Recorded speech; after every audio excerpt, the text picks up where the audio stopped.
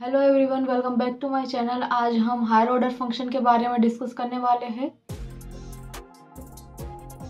Higher order क्या है कि आप नॉर्मल फंक्शन जो बनाते हो उसमें आर्ग्यूमेंट में अगर कोई फंक्शन पास करते हो तो उसको बोल सकते हो आप हायर ऑर्डर फंक्शन, या फिर फंक्शन की रिटर्न टाइप में कोई फंक्शन पास करते हो तो उसको भी आप हायर ऑर्डर फंक्शन बोल सकते हो। अगर आप आर्ग्यूमेंट और रिटर्न टाइप दोनों में फंक्शन पास करते हो तो उसको भी आप हायर ऑर्डर फंक्शन बोल सकते हो।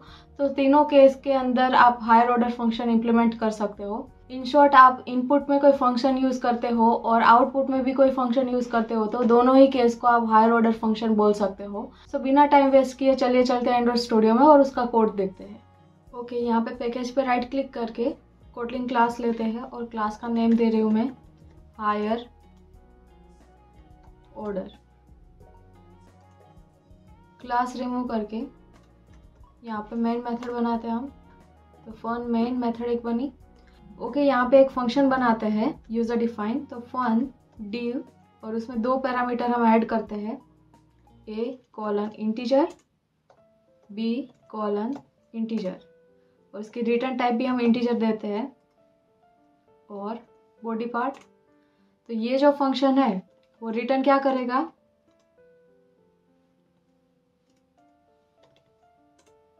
a divide by b।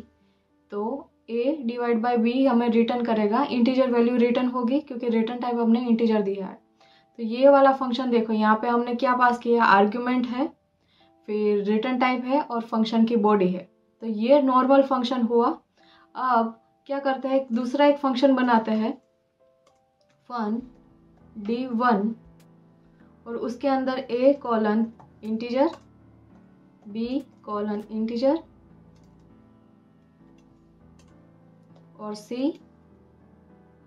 यहाँ पे क्या करते हैं, c को एज अ फंक्शन डिक्लेयर करते हैं हम, मीन्स कि फंक्शन के अंदर फंक्शन आर्ग्यूमेंट में पास करते हैं। तो c के अंदर इंटीजर कॉमा इंटीजर और c की जो वैल्यू है वो रिटर्न टाइप क्या देगी हमें, इंटीजर।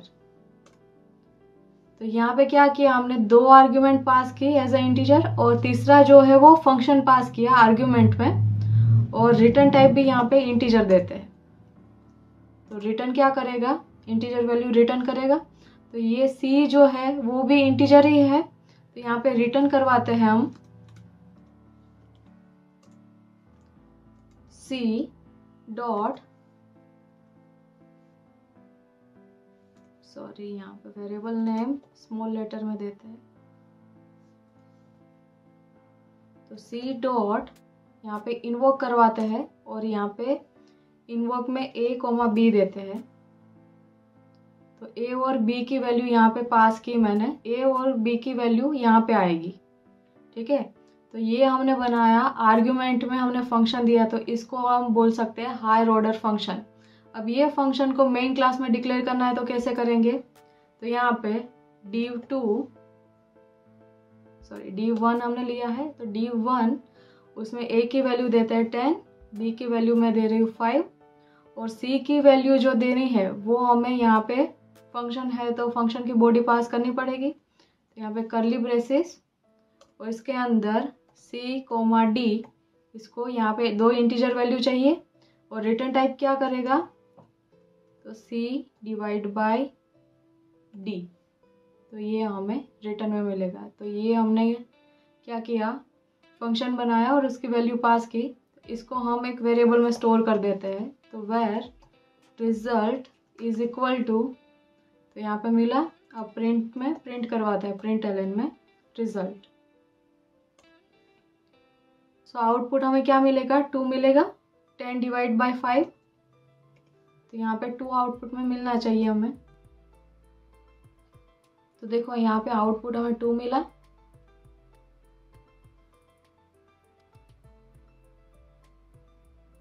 फाइन, अब एक दूसरा फंक्शन बनाते हैं, उसके अंदर क्या करते हैं, रिटर्न टाइप में हम फंक्शन पास करते हैं। तो फन div2 करके एक फंक्शन बनाते हैं, उसमें a इंटीजर वैल्यू,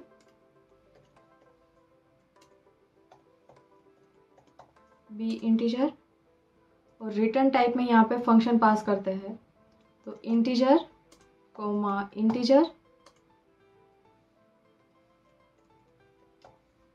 और रिटर्न में हम इंटीजर पास करेंगे।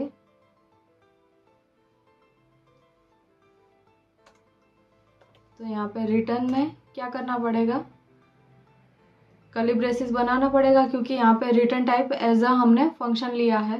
तो रिटर्न में यहाँ पे क्या करना पड़ेगा आपको, सी कॉमा डी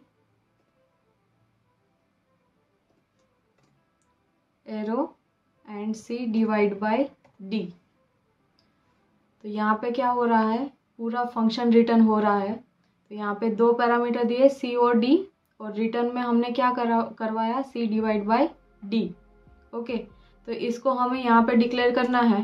तो कैसे डिक्लेयर करेंगे, div 2 और उसके अंदर आपको वैल्यू पास करनी है। तो यहाँ पे मैं 10 और 5 दे रही हूँ।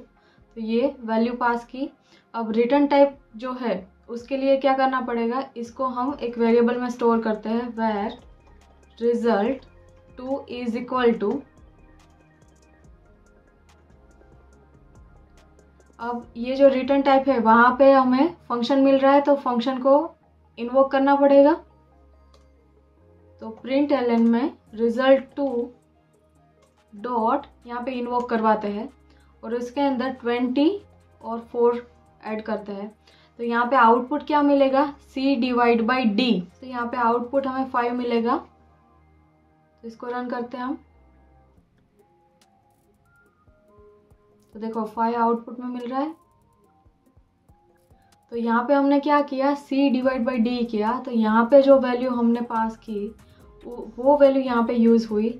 अगर आपको यही वैल्यू को डिवाइड करना है तो यहाँ पे क्या करना पड़ेगा, a divide by b। Fine, तो वैल्यू क्या मिलेगी हमें, 2 मिलेगी।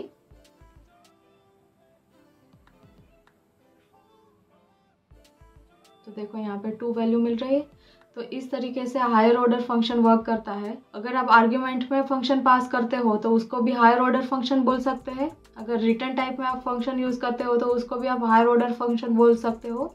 अब मान लो कि यहाँ पे सी जो है वहाँ पे हमने फंक्शन पास किया, वैसे आपको डी बनाना है और डी में भी फंक्शन पास करना है, तो भी आप यहाँ पे फंक्शन पास कर सकते हो।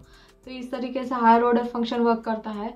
आई होप आपको फंक्शन के बारे में पता चला होगा और हायर ऑर्डर फंक्शन कैसे वर्क करता है उसके बारे में भी अच्छे से पता चला होगा। Thank you for watching till the end. See you in the next one.